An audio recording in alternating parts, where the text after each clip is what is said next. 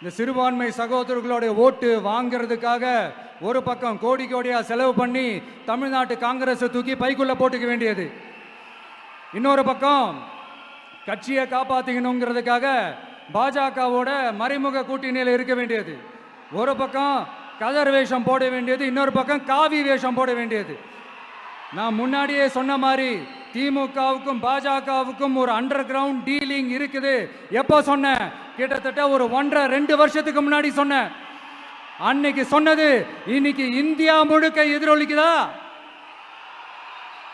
West Bengal CM Mamata Banerjee madam இதை தானே சொன்னாங்க. இன்ஃபேக்ட் ஸ்டாலின் சார் பேரை மென்ஷன் பண்ணி அந்த குற்றச்சாட்டை சொன்னாங்க. இதுக்கு என்ன சார் பதில் வச்சு சொல்ல போறீங்க? ஸ்டாலின் சார் மக்கள் கிட்ட மாட்டிக்கிட்டு முழிக்கிறாரு.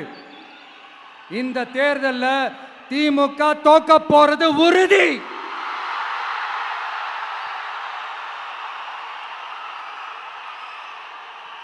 தோத்துட்டு அந்த ஆஃப்டர் எலெக்ஷன்ஸ் அந்த எஃபெக்ட் என்னவா இருக்கும்னு இப்பவே சொல்றேன்.